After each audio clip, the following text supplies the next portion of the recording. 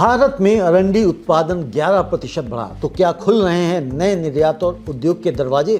दोस्तों, भारत के कृषि क्षेत्र से एक सकारात्मक खबर आई है। 2025-26 कृषि वर्ष में देश का अरंडी, जिसे हम कास्टर सीड के नाम से भी जानते हैं, उत्पादन लगभग इसका 11% से बढ़कर 17.6 लाख टन पहुंच गया है। यह आंकड़ा जारी किया है solvent extractors association of India ने। संख्या भले ही सामान्य लगे, लेकिन इसके पीछे एक बड़ा औद्योगिक और निर्यात अवसर छिपा हुआ है। अरंडी इतनी महत्वपूर्ण क्यों है? तो दोस्तों, अरंडी कोई साधारण फसल नहीं है। यह एक औद्योगिक तिलहन है, यानी कि इंडस्ट्रियल ऑयल सीड है, जिससे बनने वाला castor oil pharma, cosmetics, lubricants और विशेष केमिकल उद्योगों में इस्तेमाल होता है।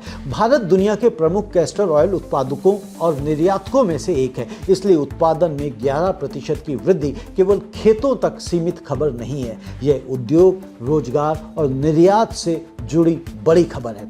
उत्पादन बढ़ने के पीछे कारण क्या है? तो इस बढ़ोतरी के पीछे 3 प्रमुख कारण माने जा रहे हैं। पहला, बेहतर मौसम और अनुकूल वर्षा, और दूसरा, बढ़ा हुआ रकबा। तीसरा, संभावित बेहतर उत्पादकता।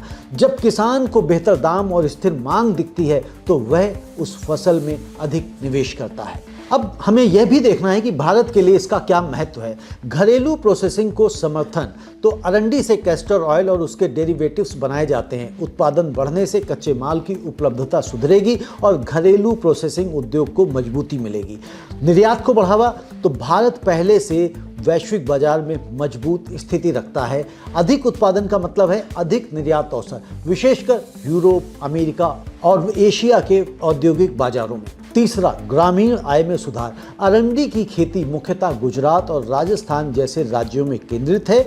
उत्पादन बढ़ने का सीधा असर किसानों की आय पर पड़ सकता है। अब बिग पिक्चर क्या है? तो यह खबर उस समय आई है जब कई कृषि जिन्सों में अस्थिरता देखने को मिल रही है।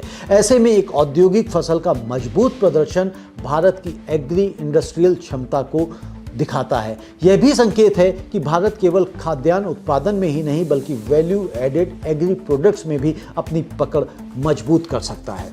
दोस्तों, अरंडी का बीज खेत में उगता है, लेकिन उसका असर दवा, साबुन, कॉस्मेटिक, पेंट और ऑटोमोबाइल उद्योग तक पहुंचता है।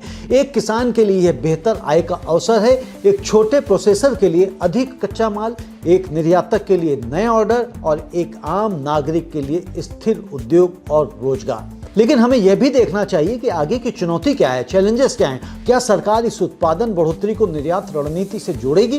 क्या प्रोसेसिंग वैल्यू एडिशन को और बढ़ाया जाएगा?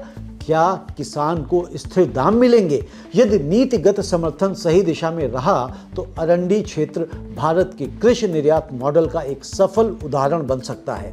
यह सिर्फ 11% वृद्धि की खबर नहीं है, यह संकेत है कि भारत की कृषि अब केवल अनाज तक सीमित नहीं है, बल्कि उद्योग और वैश्विक बाजार से सीधे जुड़ रही है।